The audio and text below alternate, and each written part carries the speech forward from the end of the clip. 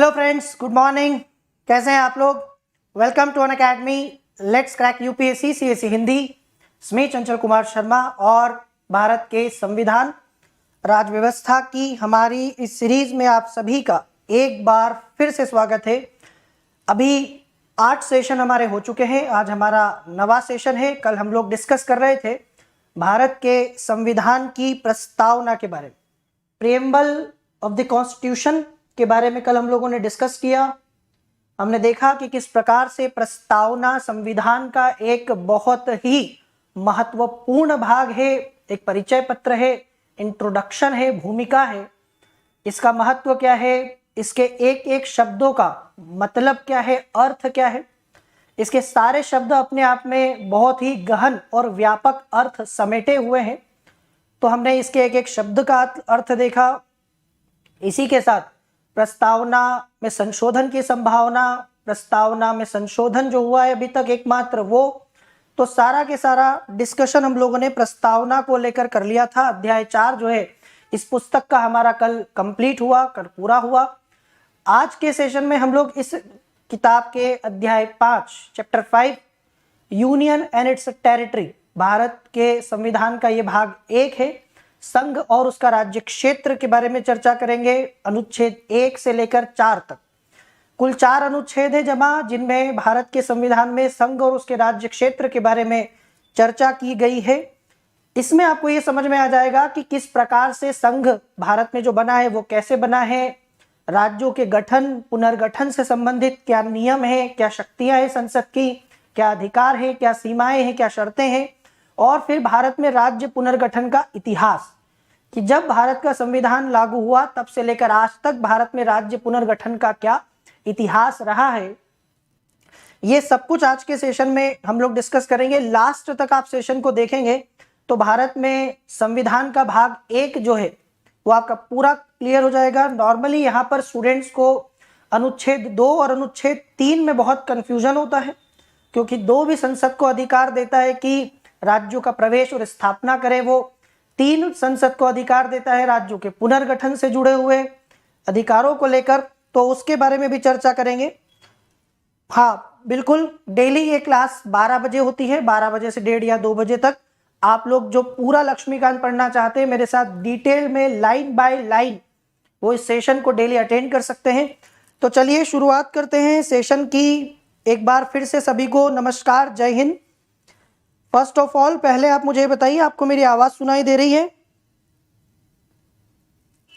Please सबसे पहले मुझे कंफर्म कर दीजिए कि आप लोग मुझे सुन पा रहे हैं क्या? किसी तरह का कोई इशू तो नहीं आ रहा है आपको? चलिए, Unacademy Republic day special offer आज आखिरी दिन है भाई, लास्ट डे है। आज जनवरी की 27 तारीख है। अभी भी अगर आपने सब्सक्रिप्शन नहीं लिया हो तो ले लो। अभी 1 साल के सब्सक्रिप्शन के साथ 6 महीने का सब्सक्रिप्शन अनअकैडमी आपको फ्री में दे रहा है। Use this referral code CKLIVE, CK live referral code use करो, 10% का डिस्काउंट मिलेगा। और अनअकैडमी की तरफ से 1 साल से ज्यादा के सब्सक्रिप्शन के ऊपर 6 महीने का सब्सक्रिप्शन भी आपको फ्री मिलेगा। So please use this referral code as soon as possible. आज रात 12 बजे से पहले अपना सब्सक्रिप्शन आप ले लें। इसमें आपको मेरा पर्सनल गाइडेंस भी मिलेगा, मेंटोरशिप मिलेगी, GS मिलेगा, ऑप्शनल टेस्ट सीरीज, नोट्स, सब कुछ आपको घर बैठे हो जाएगा कंप्लीट।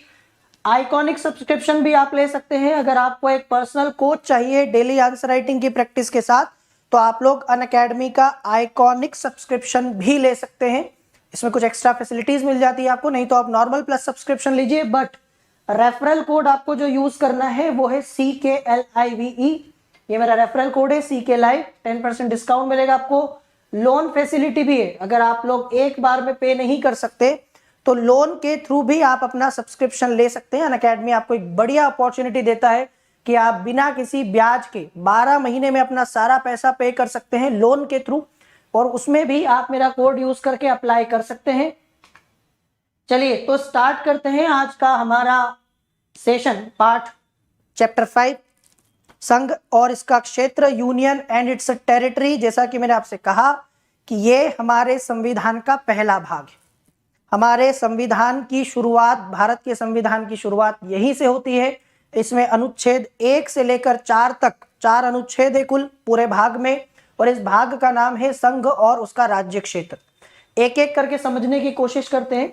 संविधान के भाग 1 के अंतर्गत अनुच्छेद 1 से 4 तक संघ और इसके क्षेत्रों की चर्चा की गई है। ठीक है, जो आप देखते हो कि वर्तमान में भारत में 28 राज्य हैं और 8 केंद्र शासित प्रदेश हैं, तो आप इस भाग में ये सारा देख सकते हैं। अनुच्छेद 1 से शुरू करते हैं। भारत के संविधान का पहला अनुच्छेद क्या कहता है? भारत के संविधान का अनुच्छेद 1 ये कहता है कि इंडिया यानी भारत बजाय राज्यों के समूह के राज्यों का संघ होगा। इसे यूनियन ऑफ स्टेट्स कहा गया है, यूनियन ऑफ स्टेट्स। ठीक है, इंडिया दैट इज भारत क्या है? Union of states rather than federation of states, ये अनुच्छेद 1 में कहा गया है। तो अनुच्छेद 1 से आपको 2 बातें समझ में आएंगी। इस अनुच्छेद में 2 बातें हैं। नंबर 1, हमारे देश का नाम, ऑथेंटिक आधिकारिक रूप से, संवैधानिक रूप से इस देश का नाम क्या है, और दूसरा हमारे देश की राज पद्धति का प्रकार। राज पद्धति का प्रकार मतलब टाइप ऑफ पॉलिटी कैसा है? हमने कहा कि राज्यों का संघ है, ये राज्यों का संघ है, राज्यों का समूह नहीं है। तो फिर हमें अब ये समझना है कि राज्यों का समूह का मतलब क्या होता है और राज्यों के संघ का मतलब क्या होता है, और क्यों हमने हमारे देश को राज्यों का संघ कहा है, यूनियन ऑफ स्टेट्स कहा है, फेडरेशन ऑफ स्टेट्स क्यों नहीं कहा। ठीक है, तो पहले हम बात कर लें संविधान के हिसाब से देश के नाम को लेकर।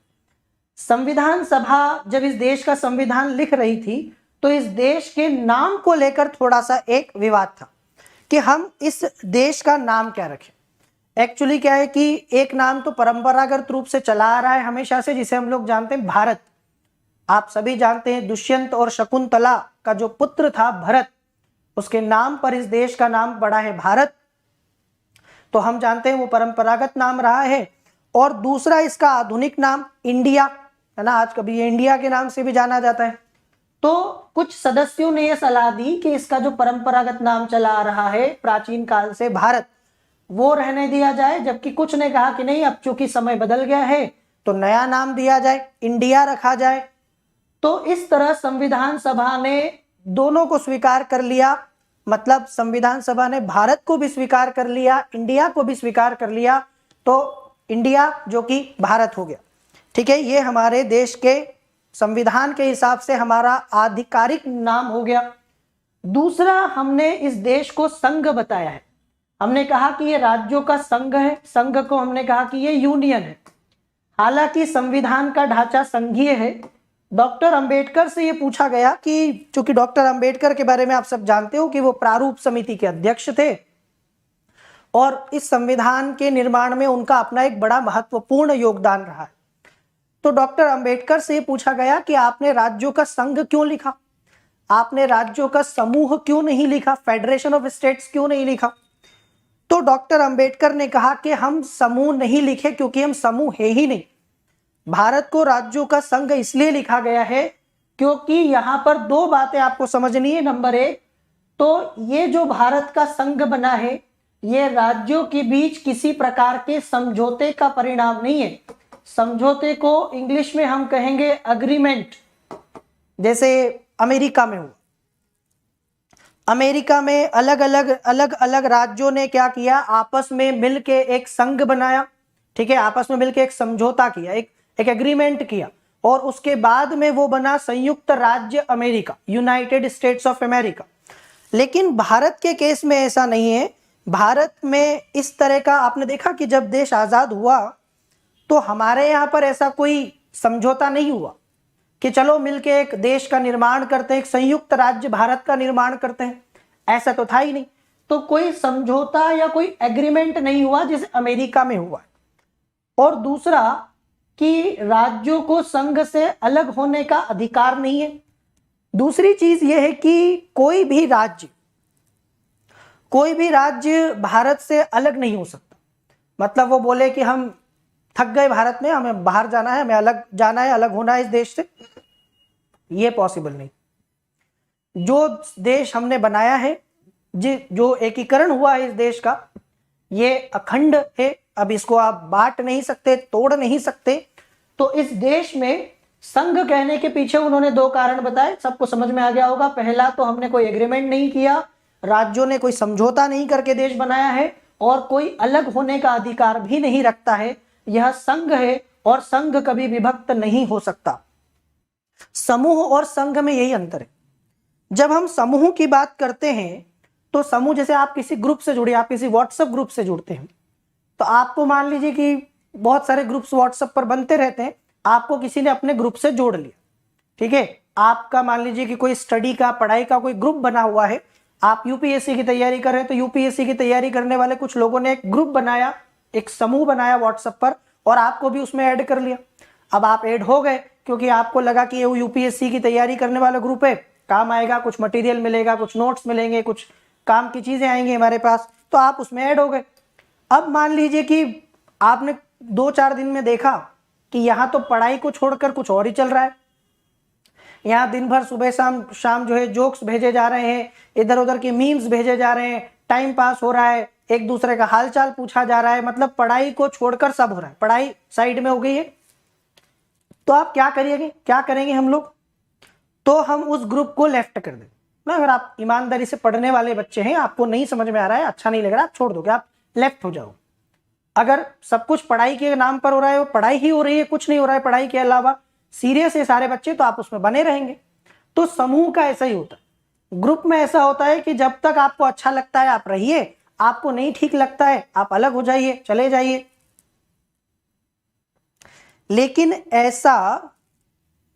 लेकिन ऐसा हमारे देश में थोड़े ना है कि किसी राज्य का मन नहीं लग रहा तो वो अलग चला गया।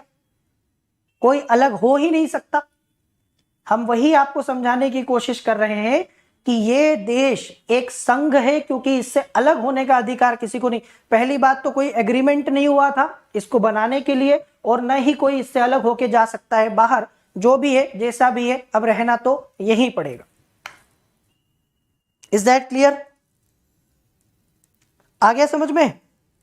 तो ये पूरा देश एक है जो विभिन्न राज्यों में प्रशासनिक सुविधा के लिए बटा हुआ है। ये जो राज्य देख रहे हो ना आप तो कहोगे कि इंडिया में इतने सारे राज्यों में बटा हुआ है।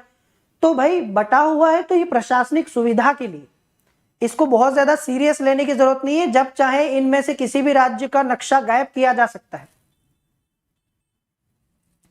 अनुच्छेद 1 को थोड़ा सा डिटेल में पढ़ने की कोशिश करते हैं, समझने की कोशिश करते हैं।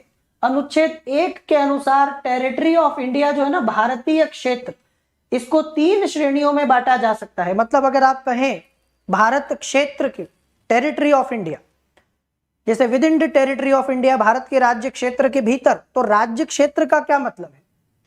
समझने की कोशिश करो कि राज्य क्षेत्र में आता क्या क्या है। राज्य क्षेत्र में, भारत के राज्य क्षेत्र में 3 चीजें आती हैं। कौन कौन सी 3 चीजें आती हैं? कौन कौन सी 3 चीजें आती हैं, समझने की कोशिश करो। नंबर 1, राज्यों का क्षेत्र। कितने राज्य हैं? 28। तो जो भारत के 28 राज्य हैं, इन 28 स्टेट्स का, 28 राज्यों का जो क्षेत्र है, जो एरिया है, एक तो ये आएगा मध्य प्रदेश, उत्तर प्रदेश, बिहार, राजस्थान, गुजरात, पंजाब, हरियाणा, जो आपके 28 राज्य हैं, इनका इलाका ले लो, सब राज्यों का मिला लो। और इन राज्यों के अलावा आपके पास में 8 केंद्र शासित प्रदेश भी हैं, 8 यूनियन टेरिटरीज भी हैं आपके पास। लक्षद्वीप हो गया, अंडमान निकोबार द्वीप समूह, दमन दीव, दादर नगर हवेली हो गया, आपका चंडीगढ़ हो गया, पुदुचेरी हो गया, दिल्ली हो गया, जम्मू कश्मीर हो गया, लद्दाख हो गया।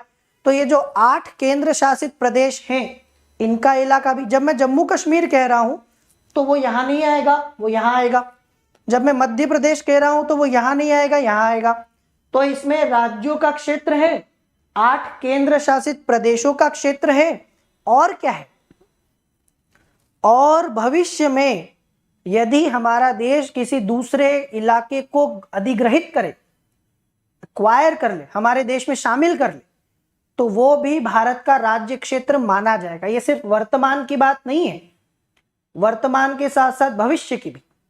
मान लीजिए कि आपके पास में आज एक मकान है, आपकी कहे कि आपकी संपत्ति कितनी है, तो आप कहेंगे कि मेरे पास एक मकान है और एक गाड़ी है और एक दुकान है। कल को मान लीजिए कि एक गाड़ी की जगह आप 2 गाड़ी खरीद लेते हैं, एक मकान की जगह 2 मकान खरीद लेते हैं, तो वो भी आपकी संपत्ति मानी जाएगी कि नहीं मानी जाएगी? मानी जाएगी ना। वैसे ही भारत के राज्य क्षेत्र में वो इलाका भी शामिल माना जाएगा जो भविष्य में भारत कभी अधिग्रहित करेगा, अपने देश में मिलाएगा। जैसे सिक्किम को मिलाया, 36वां संविधान संशोधन के द्वारा सिक्किम भारत का पूर्ण राज्य बन गया, तो अब सिक्किम भी भारत के राज्य क्षेत्र में आता है, पुदुचेरी भी भारत के राज्य क्षेत्र में आता है, गोवा भी आता है, दमन दीव दादर नगर हवेली भी आता है। कोई भी ऐसा इलाका जो भविष्य में भारत सरकार या भारत के द्वारा अधिग्रहित किया जाएगा, वो भी भारत के राज्य क्षेत्र में, टेरिटरी ऑफ इंडिया का हिस्सा माना जाएगा। आई मेरी बात समझ में? Territory that may be acquired by the government of India at any time will be considered as a part of the territory of India.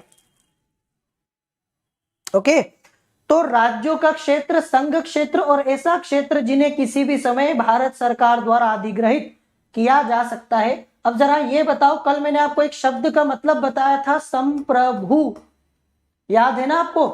तब मैंने आपसे कहा था कि एक संप्रभु देश होने के नाते भारत किसी दूसरे देश का अधिग्रहण कर सकता है और अपना कोई हिस्सा किसी दूसरे देश के लिए छोड़ भी सकता है।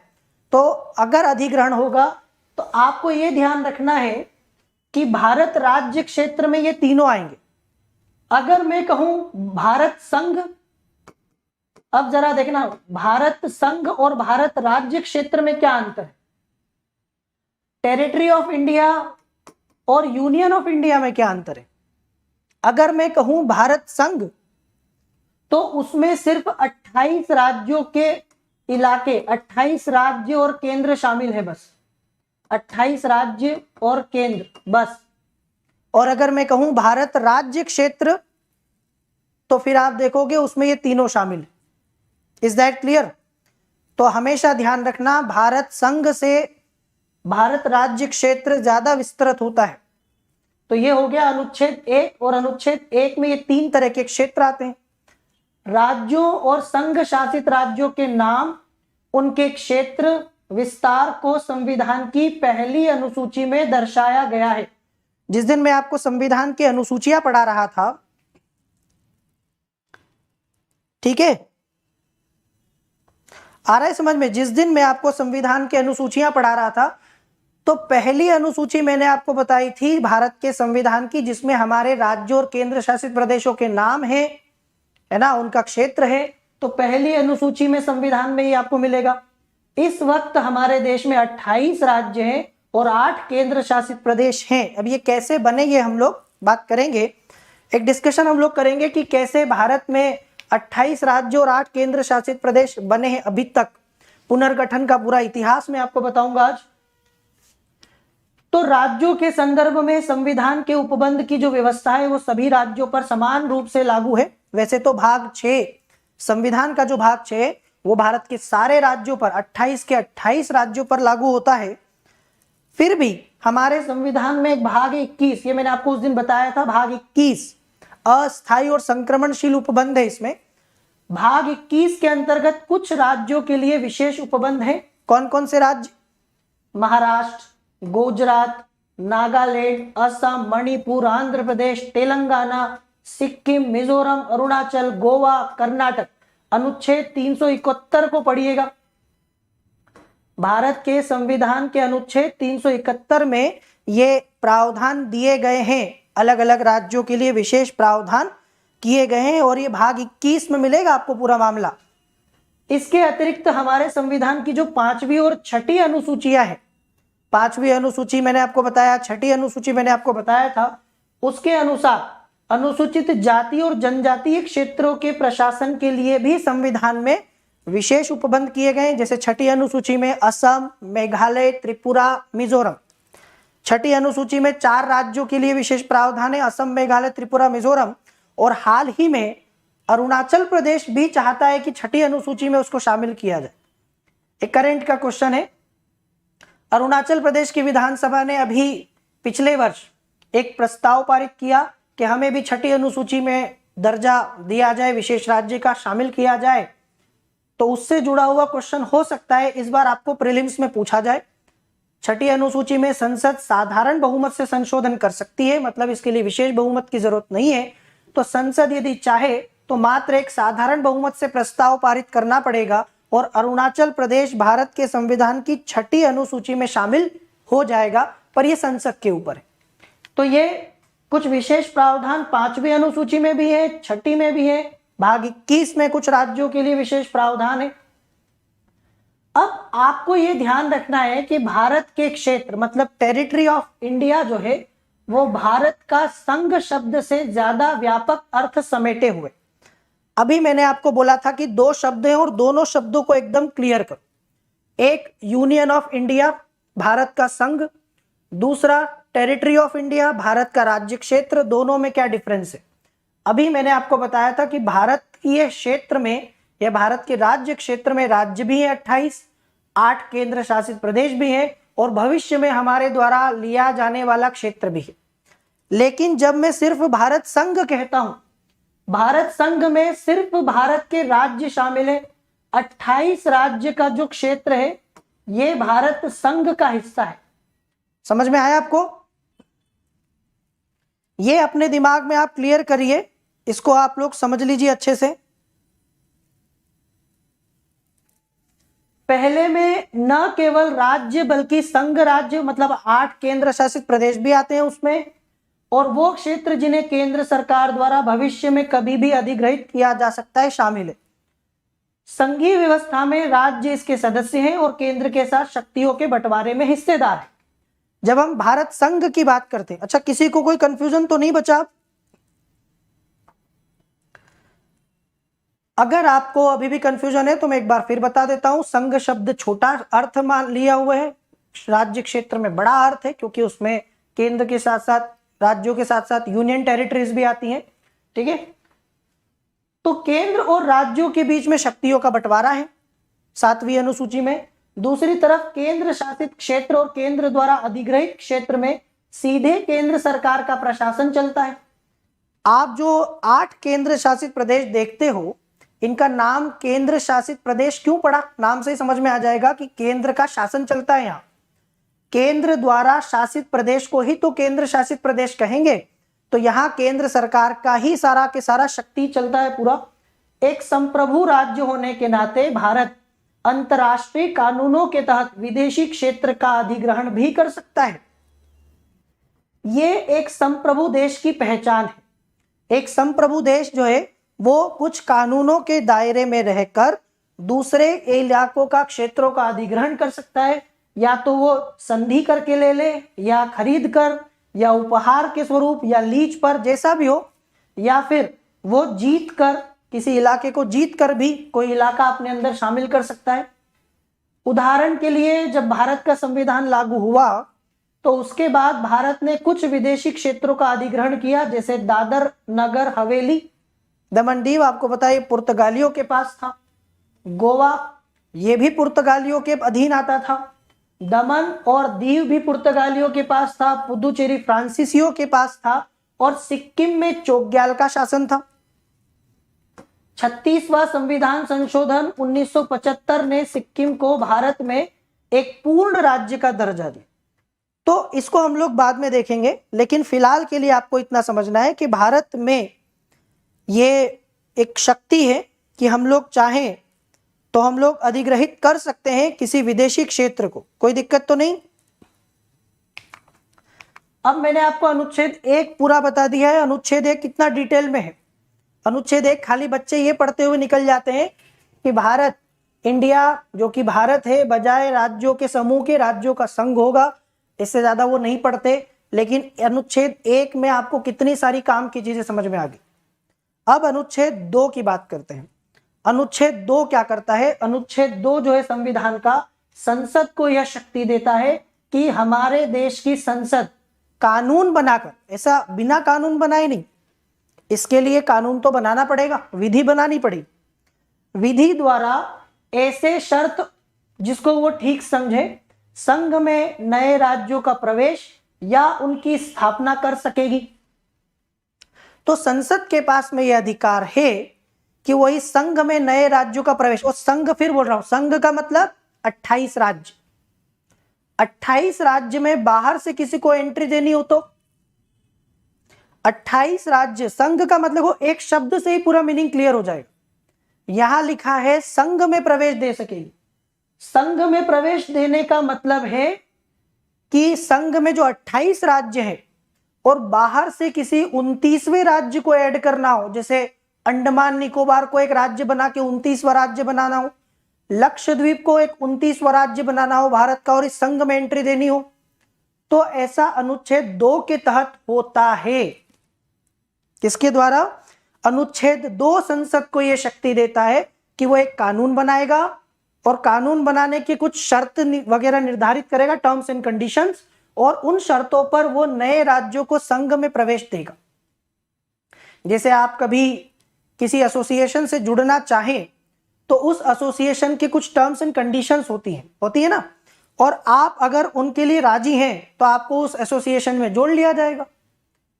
आपको एक सदस्यता शुल्क देना पड़ सकता है या कुछ नियम होंगे, रूल्स एंड रेगुलेशन होंगे जो आपको फॉलो करने पड़ेंगे, और अगर आप ऐसा करते हैं तो आप उस एसोसिएशन में अपनी एंट्री ले सकते हैं।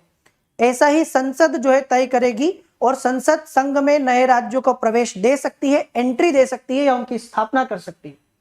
अब इस तरह अनुच्छेद 2 संसद को 2 शक्तियां देता है। देखो 2 शक्तियां कौन सी? पहली, नए राज्य को भारत के संघ में शामिल कर सकती है, कोई भी नया राज्य, और दूसरा नए राज्यों का गठन करने की शक्ति। 2 शक्तियां अनुच्छेद 2 के तहत संसद को प्राप्त है। पहली शक्ति तो उन राज्यों के प्रवेश को लेकर है जो पहले से अस्तित्व में है, मतलब पहले से वो एक राज्य के रूप में है कहीं भी बाहर, उनको एंट्री देना हो तो 2 से दे सकते हो। और दूसरा कि जो राज्य नहीं है और उनको गठन करके राज्य बनाना है, जैसे अंडमान निकोबार द्वीप समूह राज्य नहीं है लेकिन उसको एक राज्य बनाना है, तो उसको एंट्री दी और एक राज्य बना दिया। तो अनुच्छेद 2 के तहत संसद को यह शक्ति जो दी गई है, मैंने आपको बताया कि ये किस प्रकार की शक्ति है, अर्थात अनुच्छेद 2 उन राज्यों जो भारतीय संघ का हिस्सा नहीं है के प्रवेश और गठन से संबंधित। बस इतना ध्यान रखना कि वो भारतीय संघ का हिस्सा नहीं होना चाहिए। मैं अगर आपसे पूछूं कि क्या दमन दीव दादर नगर हवेली भारतीय संघ का हिस्सा है, तो आपको बताना है कि नहीं है, क्योंकि भारतीय संघ में सिर्फ 28 राज्य आते हैं, तो ये उसका हिस्सा नहीं है। पंजाब है, मध्य प्रदेश है, अंडमान निकोबार है, नहीं है। तो जो भारत संघ का हिस्सा नहीं है और उसको संघ का हिस्सा बनाना हो, तो ये नए राज्यों से जुड़ा हुआ मामला है अनुच्छेद 2 में। लेकिन अनुच्छेद 3 जो है, देखो 2 शब्द हैं। अनुच्छेद 2 में आपको मिलेगा गठन और अनुच्छेद 3 में आपको मिलेगा पुनर्गठन। अब मुझे एक बात बताओ, गठन और पुनर्गठन में कोई अंतर होता है कि नहीं होता है? गठन उस चीज का किया जाता है जो पहले से नहीं है, और पुनर्गठन उस चीज का होता है जो जिसका गठन पहले हो चुका है। तो अनुच्छेद 2 ये राज्यों के गठन की शक्ति से जुड़ा है, तो स्वाभाविक सी बात है कि जो राज्य नहीं है।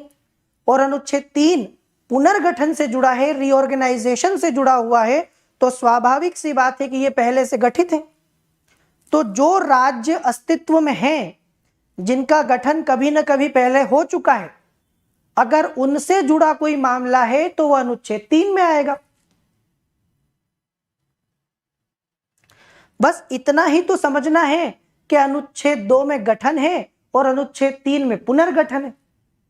तो यहां जो गठित नहीं था उसको कर दिया, और जहां जो था उसको फिर से कर दिया, पुनर्गठन, रीऑर्गेनाइजेशन। तो अब ये ऐसा है कि आपके घर में सोफा नहीं था तो आप सोफा लेकर आए, तो ये सोफा लाने वाला मामला गठन हो गया।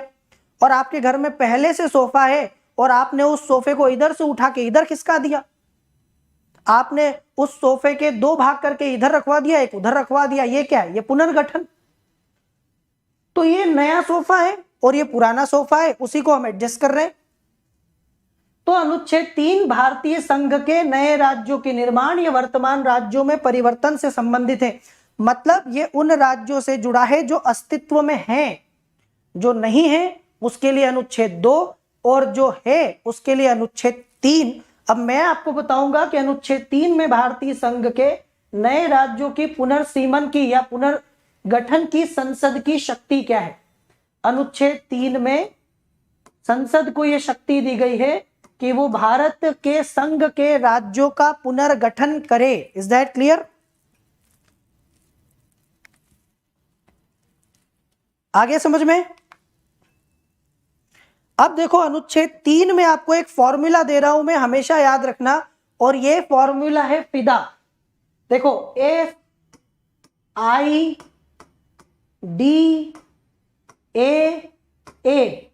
ये जो आप देख रहे हो ना फिदा, FIDAA, तो आप इस फॉर्मूले पर फिदा हो जाओ। फिदा हो जाओ मतलब कि आप इस फॉर्मूला को फिदा के माध्यम से समझ लो। इस पूरे अनुच्छेद में अगर आपको ये 5 बातें याद हैं तो अनुच्छेद 3 के तहत संसद की राज्यों के संबंध में जो शक्ति है पुनर्गठन की, वो आपको क्लियर हो जाएगी। फिदा वाले फॉर्मूले का मतलब क्या है?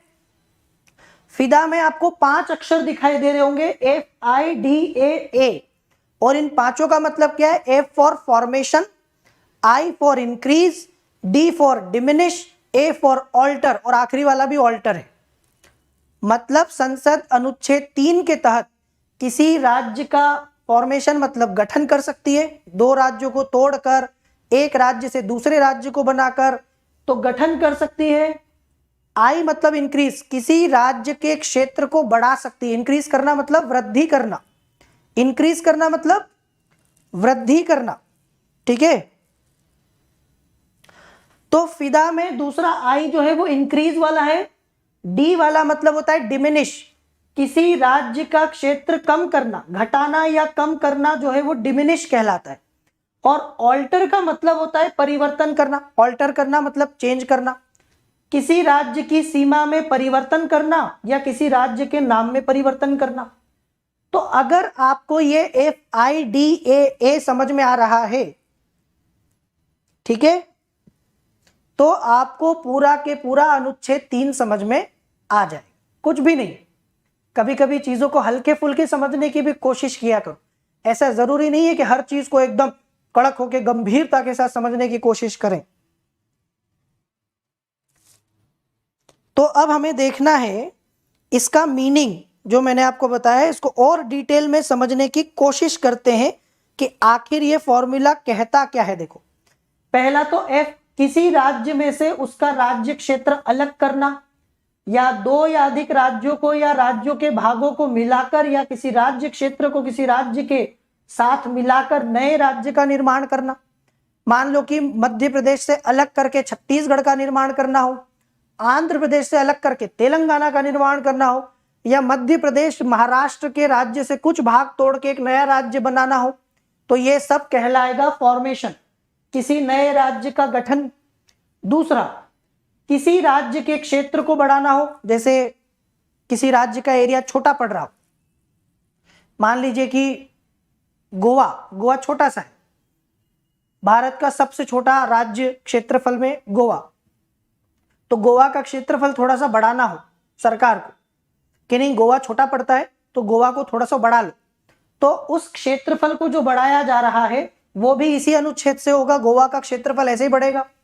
या किसी राज्य का क्षेत्र घटाना हो, जैसे राजस्थान भारत का सबसे बड़ा राज्य है क्षेत्रफल में, तो राजस्थान का एरिया थोड़ा सा छोटा करना हो कि नहीं बहुत बड़ा हो रहा है, तो ये इसी से होगा। डिमिनिश, डी मतलब डिमिनिश, या किसी राज्य की सीमा में परिवर्तन करना हो, परिवर्तन मतलब एक हिस्सा हटा के दूसरी जगह वो हिस्सा जोड़ देना हो, या किसी राज्य के नाम में परिवर्तन, alter the name of any state, Orissa को ओडिशा कर दिया। मेरी बात समझ रहे हैं? तो ये पांचों काम अब आपको समझना इतना सा है बस इसमें कि ये सब उन्हीं राज्यों के साथ हो रहा है जो पहले से हैं। मैंने कहा है कि ये पुनर्गठन का मामला है, जो राज्य अस्तित्व में है, भारत के 28 राज्य जो अस्तित्व में हैं, उनको लेकर कोई भी परिवर्तन होगा तो ये आपके इसी अनुच्छेद के तहत होगा। और इसमें मैं आपको बता रहा हूं फिदा वाला फॉर्मूला, FIDAA DAA।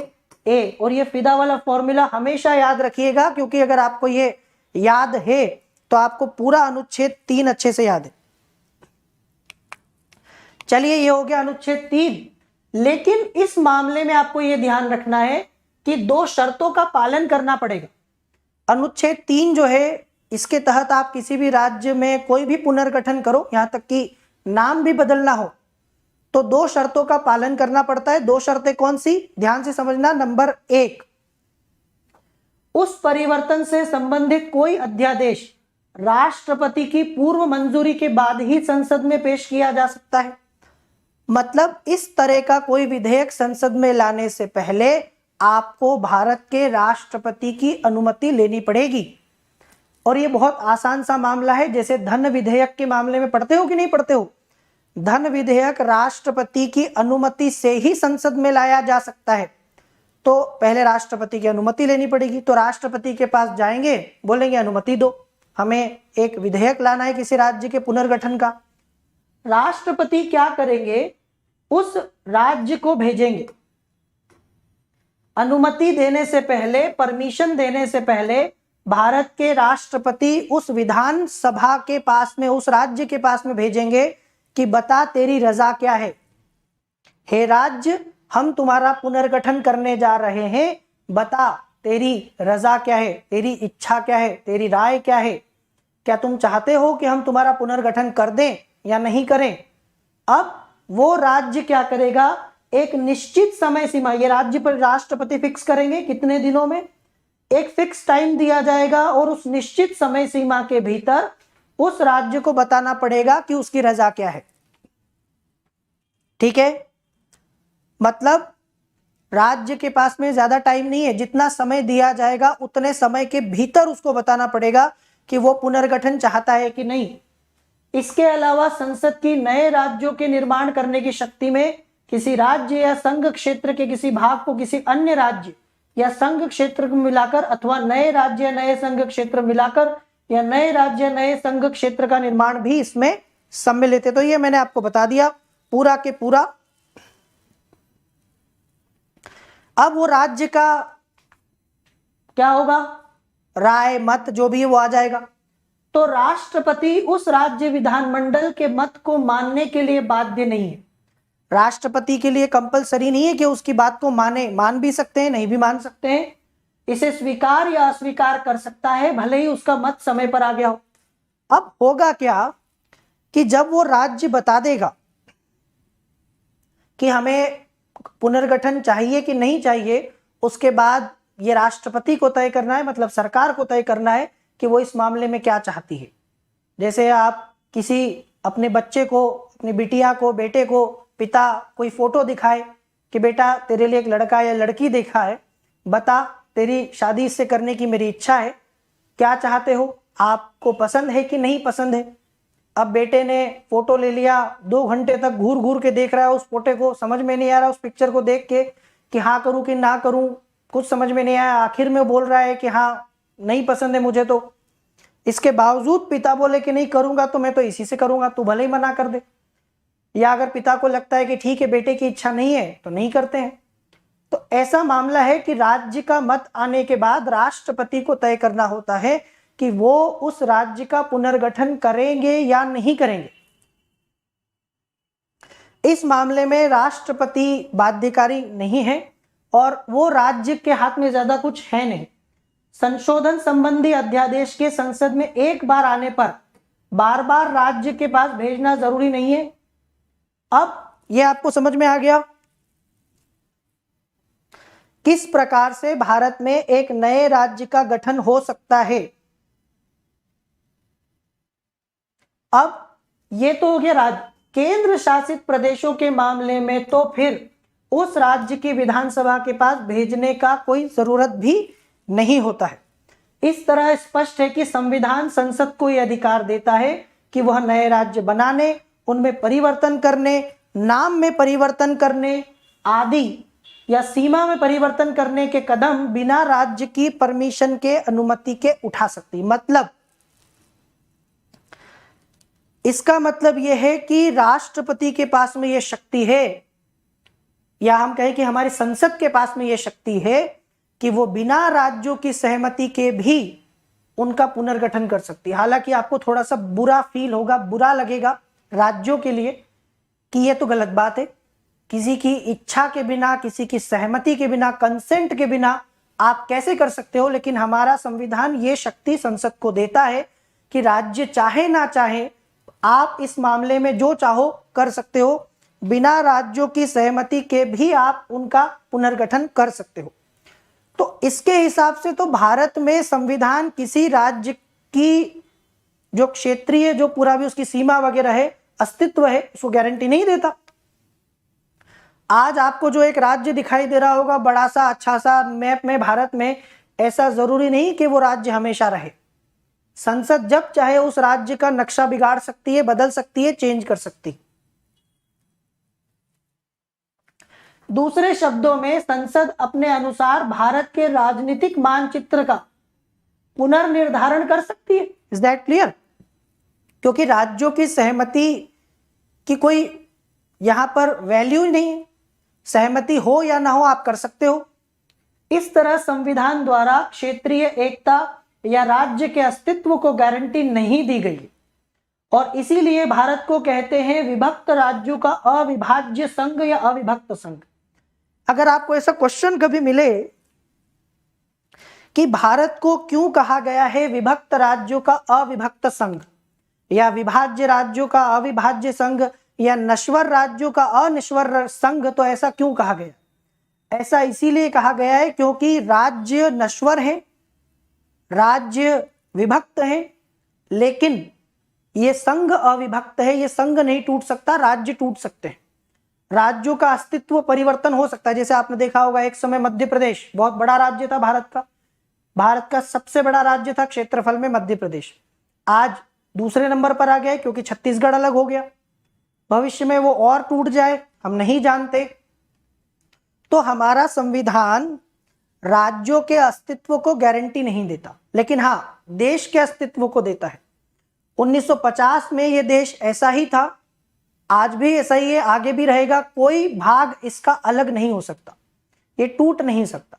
मतलब अगर हम इसको शरीर और आत्मा से तुलना करें तो राज्य शरीर की तरह है जो नश्वर है।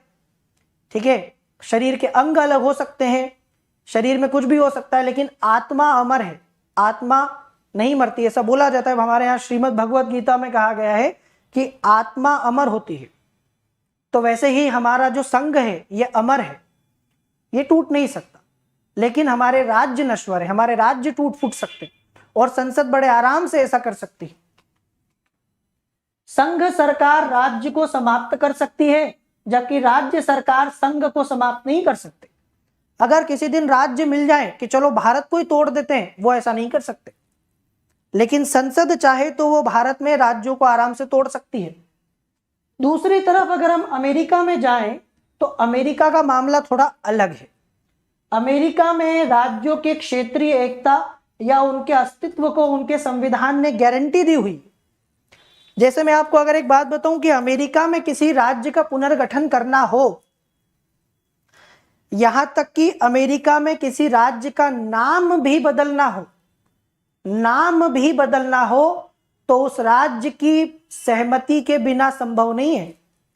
जब तक वो राज्य खुद नहीं चाहता कि हाँ हमारा नाम बदल दिया जाए या हमारा राज्य तोड़ के नया राज्य बना दिया जाए, तब तक अमेरिका में तो ये संभव नहीं। लेकिन भारत में है, आपको समझ में आ गया। लेकिन इंडिया में ऐसा पॉसिबल है, भारत में तो ऐसा पॉसिबल है भाई। अमेरिकी संघीय सरकार नए राज्यों का निर्माण या उनकी सीमाओं में परिवर्तन बिना उन राज्यों की अनुमति के नहीं कर सकती। इसलिए अमेरिका को अविभाज्य राज्यों का अविभाज्य संघ कहा गया है। मतलब संघ तो अमेरिका का भी हमारी जैसा है, टूट नहीं सकता। हमारा संघ भी अविभक्त है, अमेरिका का संघ भी अविभक्त है, लेकिन हमारे राज्य विभक्त हैं, अमेरिका के राज्य भी अविभक्त हैं। तो अब आप ये लिख सकते हैं अच्छे से, क्वेश्चन कभी आपसे पूछ ले कि क्यों भारत को अविभक्त राज्यों का अविभक्त संघ, अमेरिका को अविभक्त राज्यों का अविभक्त संघ कहा गया है, जबकि भारत विभक्त राज्यों का अविभक्त संघ माना जाता है। Is that clear? लिख सकते हो? अरे बेटा जी इधर देख लो सभी लोग, एग्जाम में ये काम में आएगा। वो कमेंट बॉक्स में जो तुम्हारा मामला चल रहा होता है ना, उसको मत सीरियस लो इतना ज्यादा। वहां अगर ये क्वेश्चन आ गया ना, तो वहां आपके पास कमेंट बॉक्स भी नहीं होगा जिसके साथ टाइम पास कर लोगे। तो ये एक बढ़िया क्वेश्चन है जो यहां से अनुच्छेद 2 और 3 से बना है, भारत में आपको मिल जाएगा इसका आंसर बड़े आराम से, आप लिख सकते हो। फिर अनुच्छेद 4 क्या कहता है? मैंने आपको 1 बताया, 2 बताया, 3 बताया, अब 4। अनुच्छेद 4 के साथ ही ये भाग खत्म हो जाएगा। अनुच्छेद 4 क्या कहता है?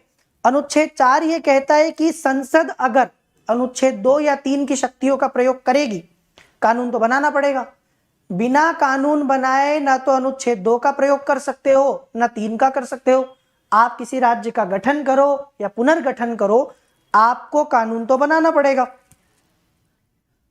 और कानून जो आपको बनाना पड़ेगा वो आप बनाओगे साधारण बहुमत से। क्या बोला?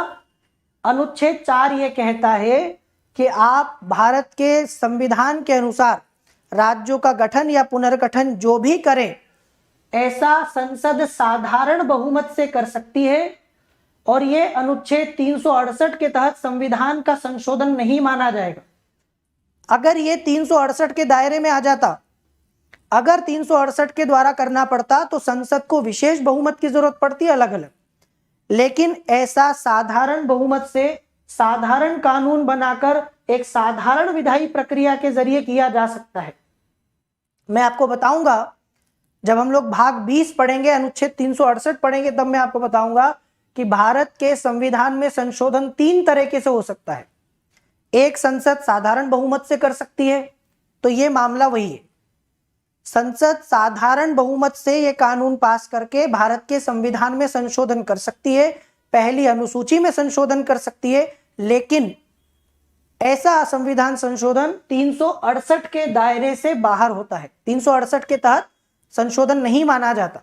तो ये अनुच्छेद 4 में लिखा हुआ है। इसके बाद एक क्वेश्चन ये है, यहां तक तो समझ में आया। अब एक क्वेश्चन ये है कि हम जैसे किसी दूसरे देश को बड़े आराम से घप से निगल सकते हैं, हम बड़े आराम से किसी दूसरे देश के हिस्से को हमारे देश में मिला सकते हैं, और उसके लिए साधारण बहुमत चाहिए।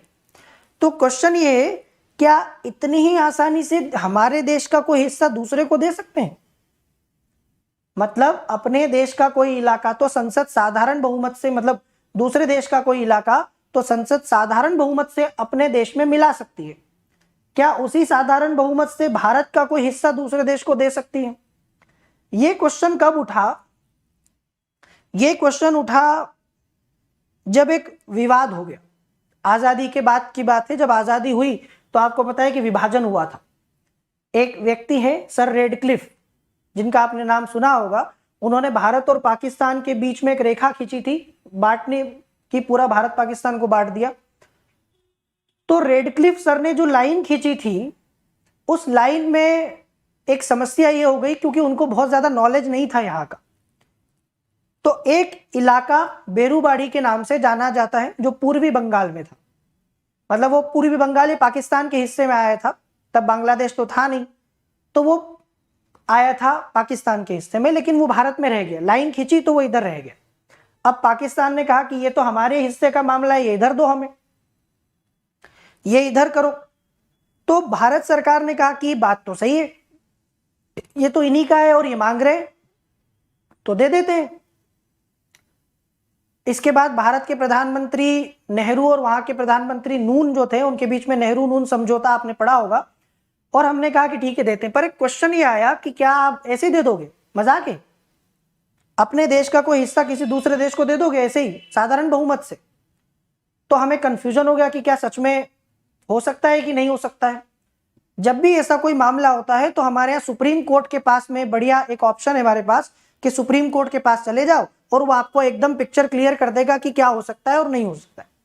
तो हमारे यहाँ राष्ट्रपति के पास एक अनुच्छेद आपने पढ़ा होगा 143, अनुच्छेद 143 में यह अधिकार है भारत के राष्ट्रपति को कि वो विधि संबंधी मामले में लोकहित के, लोक महत्व के किसी मुद्दे पर भारत के सुप्रीम कोर्ट से सलाह मांग सकते हैं।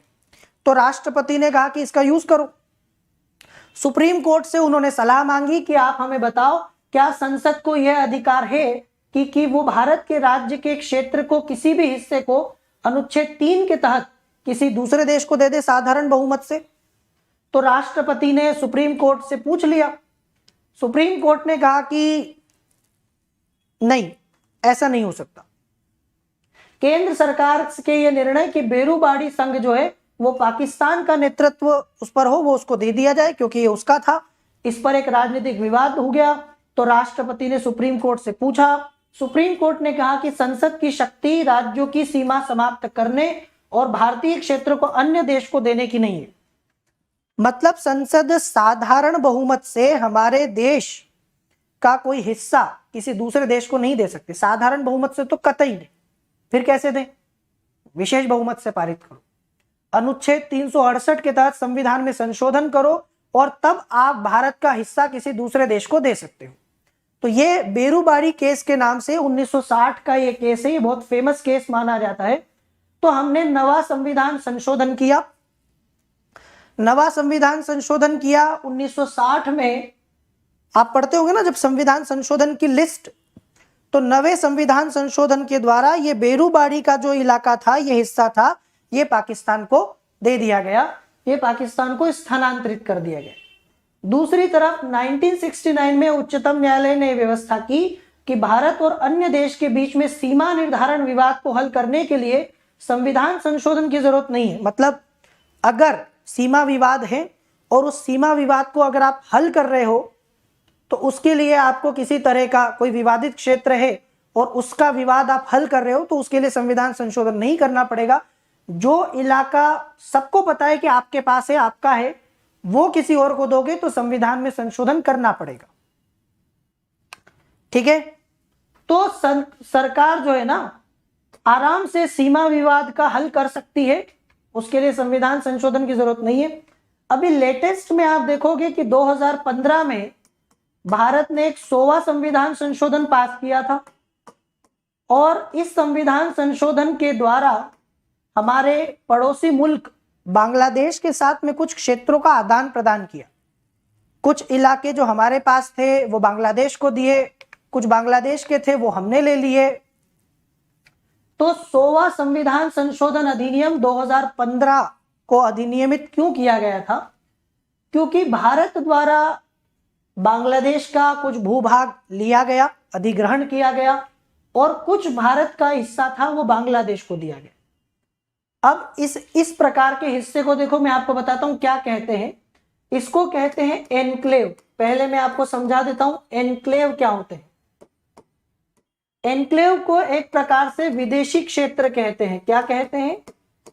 विदेशी क्षेत्र जो हमारी सीमा में स्थित है, जो हमारी सीमा में स्थित है, इनको एनक्लेव कहते हैं। ऐसे कुछ एनक्लेव का आदान प्रदान कैसे हुआ था मैं आपको बता दूं। ये है हमारा इंडिया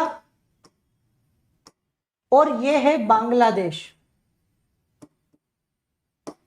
अब आप देखो कि ये हिस्सा भारत का है और ये वाला हिस्सा बांग्लादेश का है, तो यहां जो कुछ भी है वो बांग्लादेश का होगा और इधर जो कुछ भी है वो भारत का है। लेकिन पश्चिम बंगाल में कुछ ऐसे इलाके थे, जैसे मान लो ये 2 4 5 इलाके ऐसे हैं जो भारत में है कहां?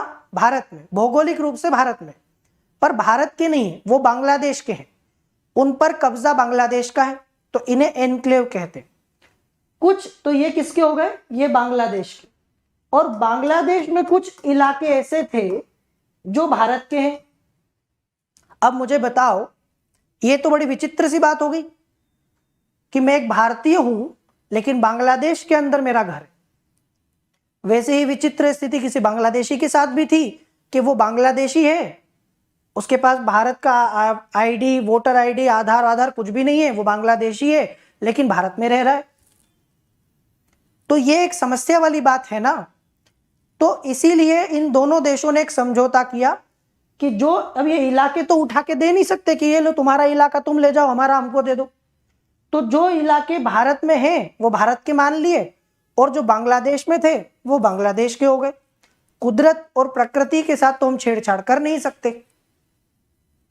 तो ये एनक्लेव जो बांग्लादेश के थे, जो भारत में थे, वो भारत को दे दिए उसने, और जो भारत के थे और बांग्लादेश में थे वो बांग्लादेश को दे दिए। अब वो बांग्लादेश हो गए, ये भारत हो गया। तो इस तरीके से कुछ क्षेत्रों का आदान प्रदान किया। समझ गए आप लोग? अभी फिर से बता रहा हूं कि मान लो कि आप यहां रहते हो, आप यहां रहते हो क्योंकि आप तो भारतीय हो ना, आप यहां रहते हो और आप भारत के नागरिक हो, लेकिन आपका घर पूरी तरह से बांग्लादेश में है। ऐसे में आपको दिक्कत आएगी। तो ये इलाका बांग्लादेश को दे दिया, और बांग्लादेश ने ऐसे ही कुछ इलाके भारत को दे दिए। अब ये इतना आसान जितना आपको लग रहा है उतना था नहीं। तो इसी चीज के लिए 100वां संविधान संशोधन विधेयक पारित किया गया संसद के द्वारा, और हमारे और बांग्लादेश के बीच में 1974 में समझौता हुआ था। तो 1974 का वो समझौता पूरा करने के लिए हमने ये संविधान संशोधन किया। ये तब नहीं हो पाया था। आ गया समझ में? समझ में आया कि नहीं आया ये बताओ पहले तो आप। इज दैट क्लियर और नॉट?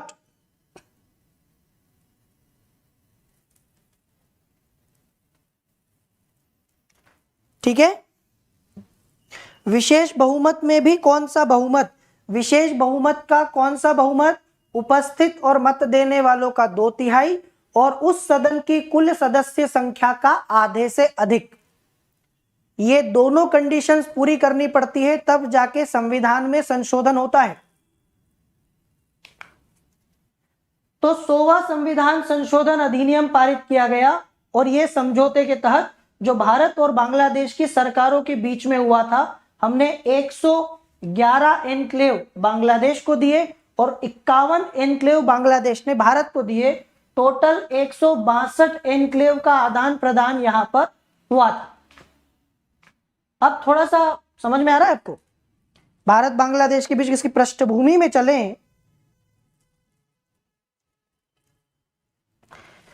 इसकी पृष्ठभूमि देखो, भारत और बांग्लादेश की लगभग 4096.7 किलोमीटर लंबी साझी जमीनी सीमा है। आपको पता होगा जितने भी देशों के साथ भारत की सीमा लगती है उसमें सबसे ज्यादा लंबी सीमा हमारी बांग्लादेश के साथ ही लगती है, क्योंकि बांग्लादेश आप सबको पता है कि 3 तरफ से भारत से घिरा हुआ है। 3 तरफ से बांग्लादेश को भारत ने घेर रखा है, क्योंकि वो हमारा ही तो हिस्सा है यार। अभी ज्यादा पुरानी बात नहीं है, ठीक है। थोड़े दिन पहले ही आप देखोगे कि भारत के कांग्रेस के अधिवेशन ढाका लाहौर में हुआ करते थे। यह कोई बहुत पुरानी बात नहीं है कि हमारे यहाँ पर आज़ादी की लड़ाई में कई सारे भारतीयों का आप देखोगे कि बांग्लादेश के इलाकों से भी नाम आता है। ये वहाँ भी आंदोलन और वहाँ भी इस प्रकार की चीज़ें आप पढ़ते हो, तो ये तो भारत ही था। अब इतनी लंबी सीमा है, लेकिन भारत पूर्वी पाकिस्तान जमीनी सीमा का निर्धारण 1947 के रेड क्लिफ अवार्ड के अनुसार हुआ था। तो 1947 में जब विभाजन हुआ तो ये हिस्सा पूर्वी पाकिस्तान के रूप में भारत से अलग हुआ, है ना। बंगाल के 2 विभाग हुए, एक पश्चिमी बंगाल जो हमारे पास रह गया, पूर्वी बंगाल जो बांग्लादेश के पास चला गया। तो ये विवाद तब हुआ जब रेड क्लिफ के कुछ प्रावधानों को, जिनका समाधान 1950 के अवार्ड के अनुसार किया जाना था, रेड क्लिफ साहब को बहुत ज्यादा यहाँ का नॉलेज तो था नहीं। ये लाए भी तो एक ऐसे व्यक्ति को पकड़कर जिसको पूरा कोई इस इलाके का कोई नॉलेज नहीं था, तो आनन फानन में उसको जो ठीक लगा वो करके निकल गया, है ना। पुनः एक कोशिश इन विवादों के समाधान की 1958 में नेहरू नून समझौते के द्वारा की गई।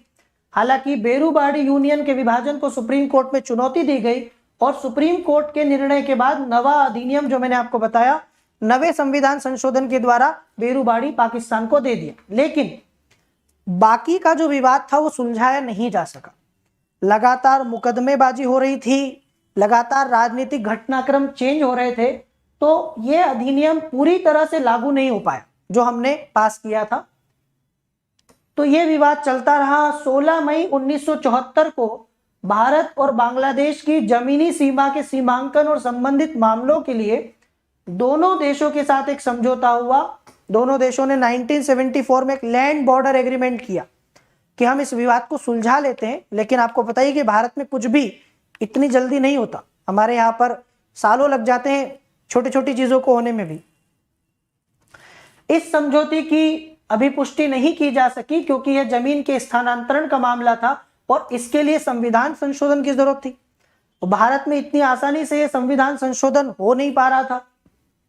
फाइनली आपको पता है कि 1974 का जो ये लैंड बॉर्डर एग्रीमेंट है, इसके लिए 100वां संविधान संशोधन पास किया गया और असम, मेघालय, त्रिपुरा और पश्चिम बंगाल राज्य सरकारों का भी सहयोग और सहमति ली गई। इन सब के सहयोग और सहमति से हमने बांग्लादेश के साथ ये जो मामला था सालों पुराना 1974 से चला आ रहा था, पेंडिंग था, ये पूरा कर लिया, आदान प्रदान कर लिया, तो वो मामला तो खत्म हो गया। अब आपको मैं बताऊं भारत में केंद्र शासित प्रदेशों का और राज्यों का उद्भव कैसे हुआ। अब ये तो आप सबको पता है कि भारत और पाकिस्तान के अलग होने के बाद, विभाजन के बाद हमने कैसे देशी रियासतों का एकीकरण किया। जब हमारा देश आजाद हुआ था, आजादी के समय भारत में दो तरह की राजनीतिक इकाइयां हुआ करती थी। एक तो ब्रिटिश प्रांत, जहां सीधा सीधा ब्रिटेन राज करता था, और दूसरा देशी रियासतें। आप सबको पता है कि भारत में दो तरह की चीजें थी। एक तो ब्रिटेन के अधीन वाला हिस्सा, जैसे जो प्रेसिडेंसियां थी, जो प्रांत थे, जो प्रोविंशियल्स थे, जहां सीधा ब्रिटेन राज करता था, एक गवर्नर हुआ करता था, विधानसभा, विधान परिषद हुआ करती थी। एक तो राज्य हो गए ब्रिटेन के अधीन सीधे सीधे, जो ब्रिटेन जीत चुका था और ब्रिटेन के अधीन चल रहे थे। दूसरे वो राजा महाराजाओं का इलाका, वो रियासतों का इलाका, जहां पर अपना एक शासन था, एक राजतंत्र था, और ब्रिटेन की अधीनता को स्वीकार करते हुए अपने अपने इलाके में वो संप्रभु थे। ये आप सब जानते हैं, ठीक है। भारतीय स्वतंत्रता अधिनियम 1947 जब लागू हुआ, ये मैंने आपको बताया था पिछले सेशन में, देख लेना जाकर। भारतीय स्वतंत्रता अधिनियम 1947 जब लागू हुआ तो दो स्वतंत्र और पृथक प्रभुत्व वाले देश आए, भारत और पाकिस्तान का निर्माण हुआ। तो देशी रियासतों को तीन विकल्प दिए गए। जितनी भी देशी रियासतें भारत और पाकिस्तान में थीं, भौगोलिक क्षेत्र में उनको तीन विकल्प दिए गए, या तो भारत में शामिल हो जाओ, या पाकिस्तान में शामिल हो जाओ, या आप स्वतंत्र रहो। उस राज्य के राजा, महाराजा, नवाब को तय करना था कि वो अपनी रियासत को कहां ले जाना चाहता है। भारत में मिलाना चाहता है तो मिला ले, पाकिस्तान में मिला ले, नहीं जाना है तो कश्मीर के महाराजा हरि सिंह ने तीसरा रास्ता भी अपनाया कि हम तो अलग रहेंगे, हम तो ना भारत में जाएंगे ना पाकिस्तान में जाएंगे। तो वो भी ऑप्शन एक था। फिर 552 देशी रियासतें भारत की भौगोलिक सीमा में हुआ करती थी, 552, 550 के आसपास। इस 552 में से 549, 549 सिर्फ 3 रियासतों को छोड़कर, जो रियासतें भारत के भौगोलिक क्षेत्र में थी, जो भारत में थी, वो सब शामिल हो गई भारत में। 3 रियासतों के अपने नाटक थे, और इन 3 रियासतों का आपको पता है, पहला है जूनागढ़, दूसरा हैदराबाद और तीसरा कश्मीर। सारा एकीकरण हो गया। इन तीनों ने अपने नखरे दिखाए, ठीक है। कोई पाकिस्तान में जाने की इच्छा रखता है तो कोई स्वतंत्र रहने की इच्छा रखता है, तो इन्होंने मना कर दिया।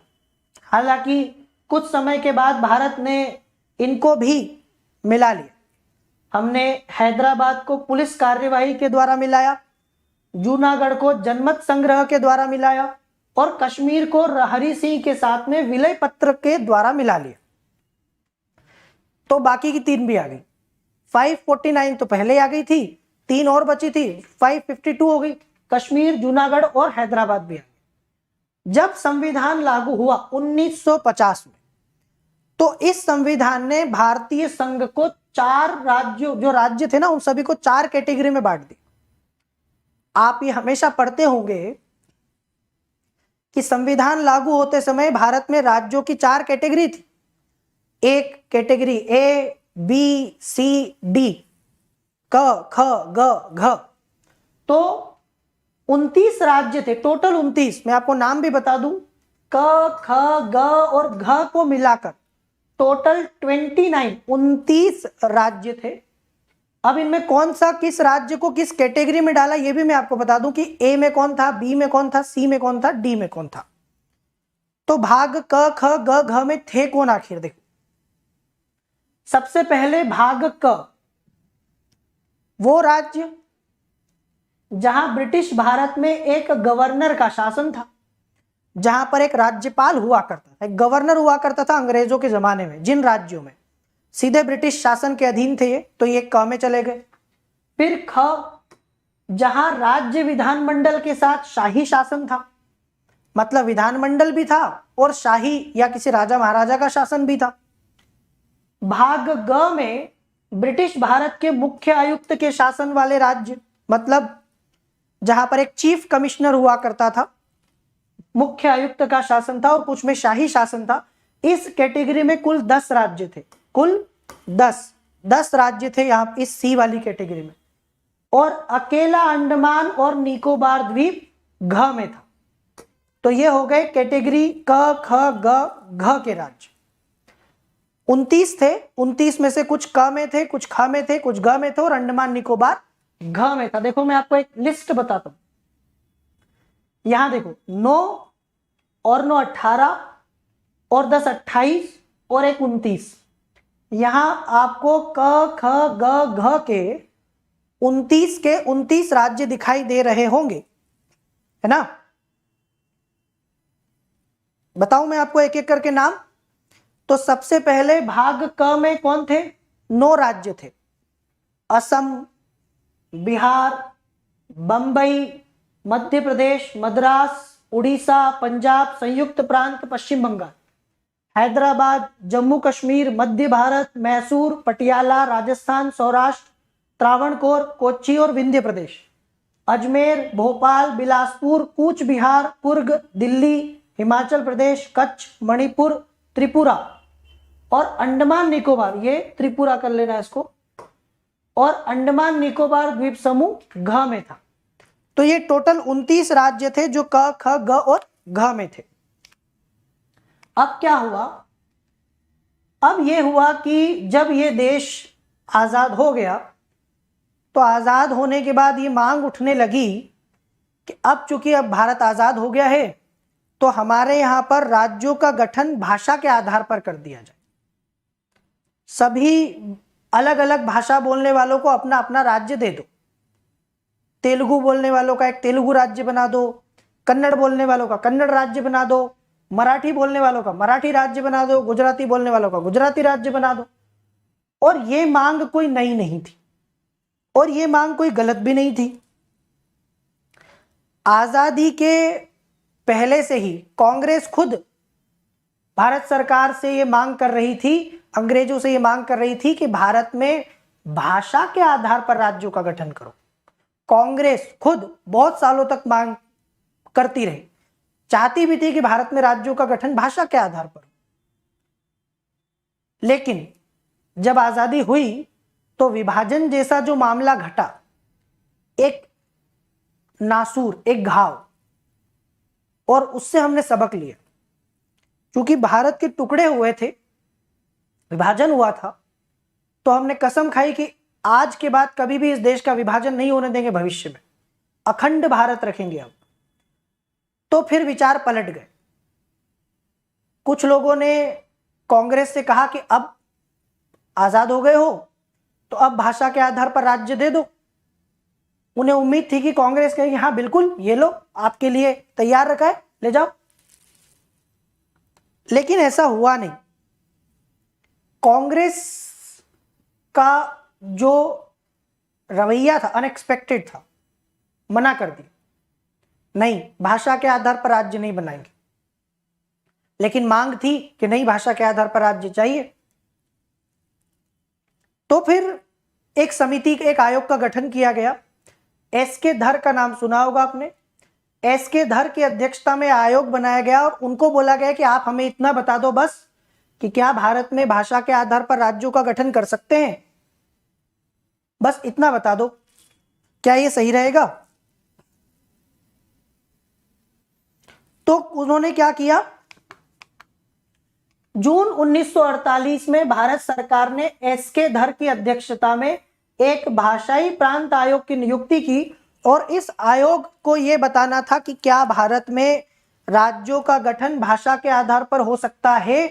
तो धर आयोग ने दिसंबर 1948, देखो जून में गठन हुआ था, दिसंबर में 6 महीने में रिपोर्ट आ गई, जून 48 में रिपोर्ट आई, पेश की और उन्होंने सिफारिश की कि राज्यों का गठन भाषा के आधार पर मत करो, मना कर दी। भाषा के आधार पर करने की जगह प्रशासनिक सुविधा के अनुसार करो, मतलब जितने इलाके का प्रशासन बेहतर तरीके से चला सको, जितना बड़ा इलाका आप संभाल सको, उतना एक राज्य बना दो, मतलब भाषा का कोई फैक्टर नहीं रखो वहां पर। तो इन्होंने मना कर दिया। तो जो लोग उम्मीद लगाए बैठे थे कि धर कमीशन की रिपोर्ट आने के बाद राज्य मिलेगा भाषा के आधार पर, वो निराश हो गए कि अब क्या करें। तो उन्होंने कहा कि नहीं, हमें तो चाहिए। तो इससे क्या हुआ, इससे असंतोष फैल गया और गुस्सा हो गया। कांग्रेस ने क्या किया, एक 1948 में दिसंबर में एक भाषाई प्रांत समिति का गठन किया और इस भाषाई प्रांत समिति को भी वही काम करना था जो धर कमीशन कर रहा था। क्वेश्चन वही था, क्या भारत में भाषा के आधार पर राज्यों का गठन करना उचित होगा? यह कमेटी बहुत पावरफुल थी। उस समय भारत के 3 बड़े कद्दावर दिग्गज नेता इस कमेटी में थे। इनका नाम था जवाहरलाल नेहरू, वल्लभ भाई पटेल और पट्टाभी सीतारमैया। तो जेवीपी कमेटी का नाम आपने सुना होगा, जे से जवाहर, वी से वल्लभ भाई पटेल और पी से पट्टाभी सीतारमैया। ये जेवीपी समिति के नाम से जानी जाती, भाषाई प्रांत समिति थी। तो अब लगा कि शायद अब भाषा के आधार पर राज्य मिल जाएगा। 4 महीने बाद इसकी रिपोर्ट भी आ गई, अप्रैल 1949 में इसकी रिपोर्ट भी आ गई और यहां देखो कि इसने भी मना कर दी। उम्मीदों पर पानी फेर दिया, दिल के अरमान आंसुओं में बह गए। राज्य चाहिए भाषा के आधार पर, हमें नहीं दे रहे।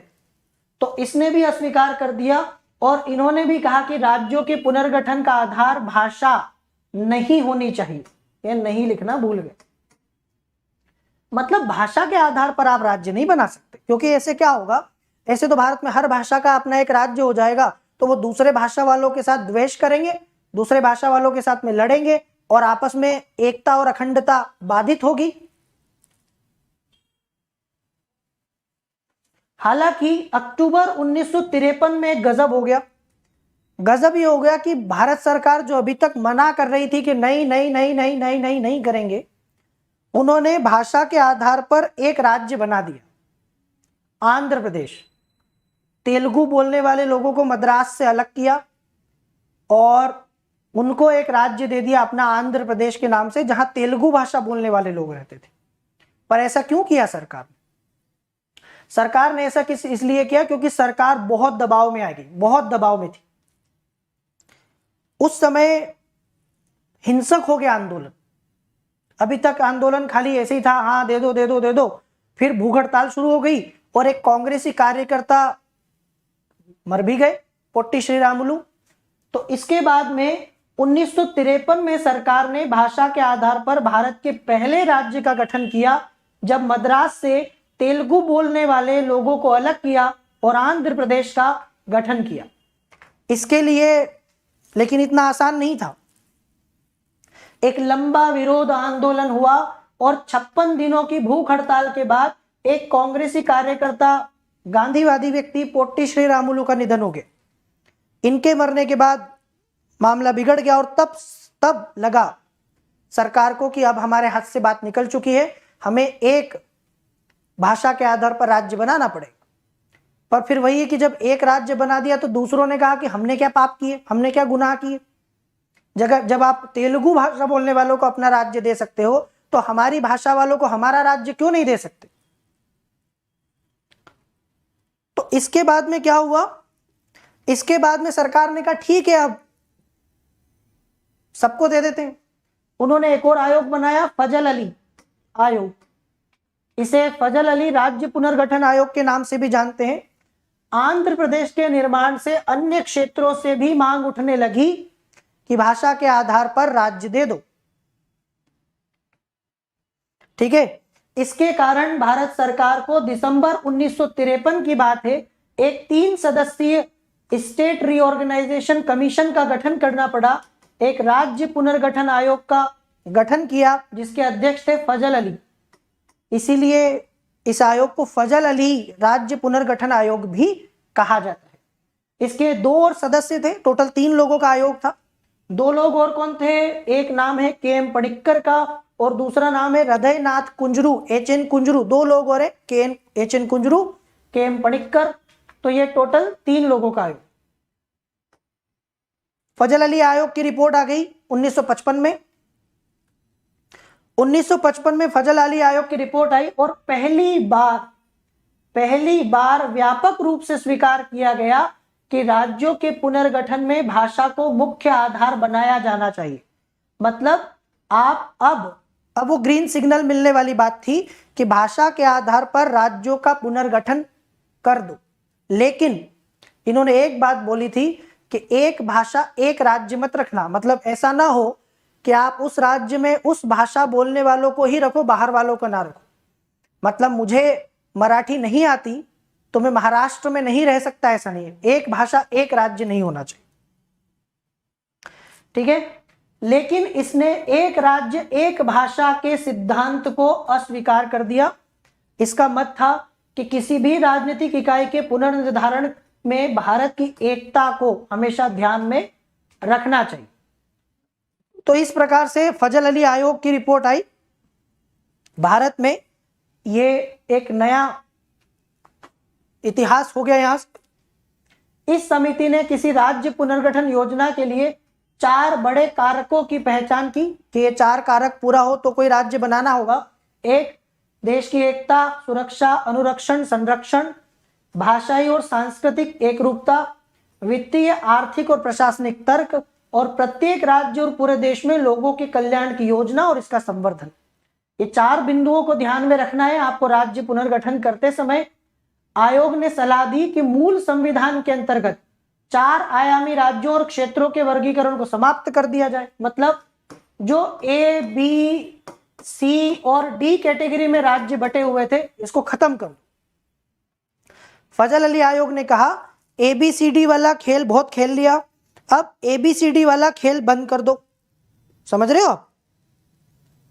ABCD वाला खेल अब और नहीं खेलना, खेल लिए बहुत। अब हम बच्चे नहीं जो ABCD खेलते रहेंगे, हम बड़े हो गए, अब खत्म, इसको हटाओ। तो ABCD को खत्म करो और 16 राज्य और 3 केंद्र शासित प्रदेशों का गठन करो।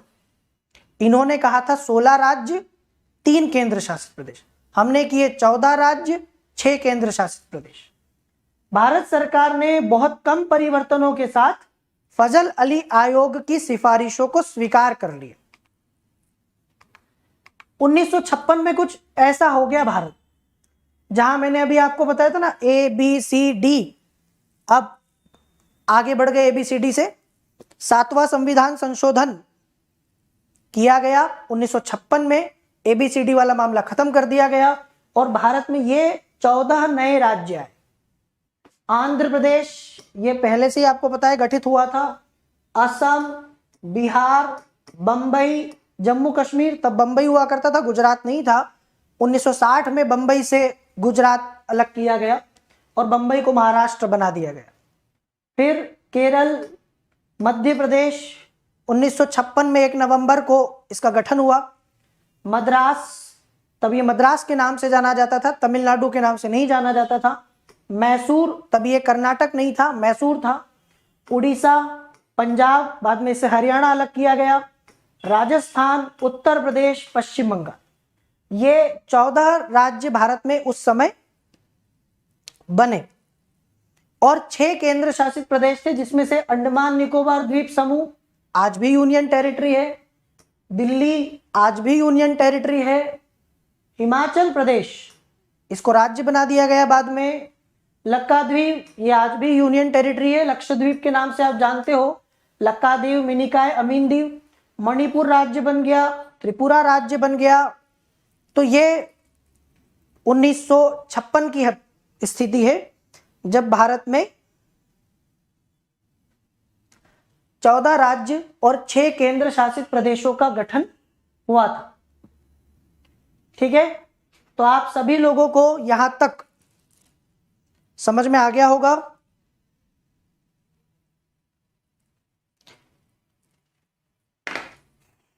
ये जो मैंने आपको बताया है राज्य पुनर्गठन का इतिहास, ये आपसे पूछा जाता है कि भारत में किस प्रकार से राज्य पुनर्गठन का इतिहास रहा है। तो आपको इतना ध्यान रखना है कि जब हमने ABCD कैटेगरी में बांटा था वहां से हमारी शुरुआत हुई थी, लेकिन भारत में भाषा के आधार पर राज्यों के गठन की मांग आजादी से पहले चली आ रही थी। मैंने आपसे कहा कि कांग्रेस खुद सपोर्ट करती थी आजादी के पहले से ही कि हमें भाषा के आधार पर राज्य चाहिए। यहां तक कि भाषा के आधार पर कांग्रेस ने अपनी समितियों का गठन भी किया था, ये आपको पता होगा। होम रूल लीग आंदोलन जो भारत में हुआ था तिलक के नेतृत्व में, एनी बेसेंट के नेतृत्व में, होम रूल आंदोलन भी भारत में भाषा के आधार पर राज्यों का गठन चाहता था। तो ये बहुत पुरानी मांग थी और सबको लगता था कि जैसे ही भारत आजाद होगा तो भारत में भाषा के आधार पर राज्यों का गठन हो जाएगा। ये एक विडंबना है कि जो कांग्रेस भाषा के आधार पर राज्यों का गठन करने के लिए मरी जा रही थी, लगातार सरकार से दबाव डाल के मांग कर रही थी, जब उसके हाथ में वो करने का मौका आया तो पलट गई। उसने मना कर दिया कि भाषा के आधार पर राज्यों का गठन नहीं होने देगी। और उसका सबसे बड़ा कारण मैंने आपको बताया, इसका सबसे बड़ा कारण था हमारे देश का विभाजन, क्योंकि धर्म के आधार पर विभाजन हो चुका था। वैसे ही भारत में अंग्रेजों ने जाति के आधार पर भी विभाजन की करने की कोशिश की थी, वो हम नहीं चाहते थे। और भाषा के आधार पर तो विभाजन सहन ही नहीं कर सकते, क्योंकि इस देश में कितनी सारी भाषाएं हैं। अगर आप भाषा के आधार पर विभाजन करने लगे तब तो फिर इस देश का एकीकरण ही खतरे में पड़ जाएगा, अखंडता ही खतरे में पड़ जाएगी। Is that clear? तो उसके बाद मैंने आपको बताया कि भाषा के आधार पर राज्यों का गठन नहीं किया गया, इसकी जगह प्रशासनिक आधार को चुना गया। लेकिन चूंकि पहले से मांग चली आ रही तो अचानक से तो लोगों के अरमान जो दिल में जगे हुए हैं कि हमें अपना एक राज्य मिलेगा भाषा के आधार पर, वो एकदम से तो समाप्त नहीं होगा। तो कई लोगों की भावनाओं का ज्वार वो उठने लगा और उन्होंने सरकार पर दबाव बनाया कि नहीं, हमें तो भाषा के आधार पर राज्य दो। फिर सरकार ने दिल बहलाने के लिए धर आयोग बना दिया, तो उन्हें लगा कि शायद ये कमीशन मना कर देगा, लोग चुप बैठ जाएंगे कि चलो अब कुछ नहीं कर सकते। लेकिन धर आयोग ने मना किया तो लोग ने और ज्यादा दबाव बनाया। फिर JVP कमेटी बनाई तो लगा सरकार को कि शायद अब मना हो जाए, अब लोग ठंडे पड़ जाएं, अब लोग शांत हो जाएं, फिर उग्र हो गए। और इस बीच मैंने आपसे कहा कि आंदोलन इतना उग्र हो गया कि सरकार को मजबूरी में एक राज्य बनाना पड़ गया।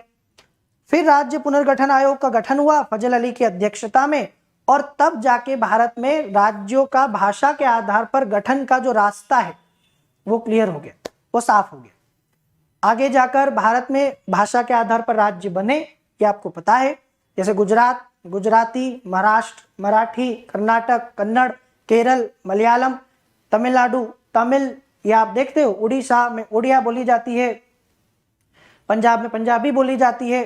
तो फिर बने हैं भारत में राज्यों भाषा के आधार पर। लेकिन फिर भी आज भी आप इस बात को देखेंगे कि इस देश में भाषा कोई बैरियर नहीं है।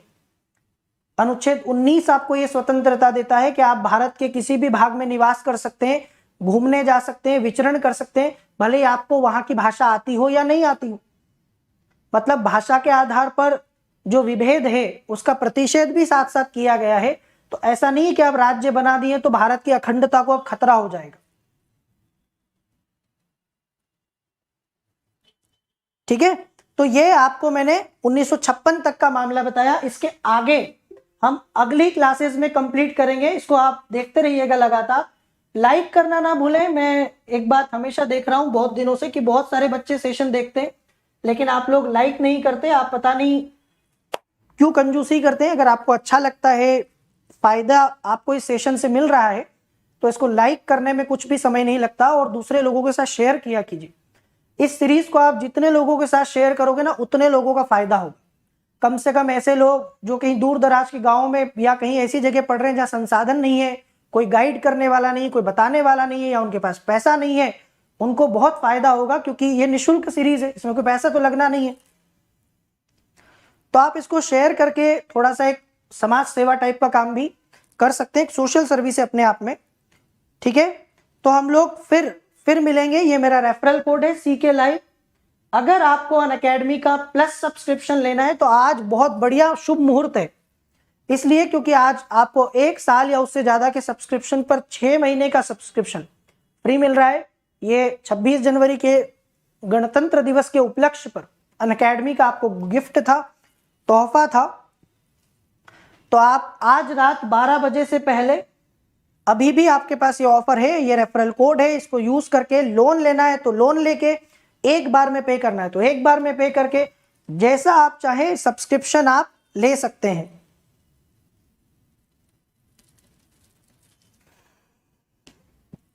कल फिर 12 बजे आप लोगों से मुलाकात होगी इसी चैनल पर, यहीं पर।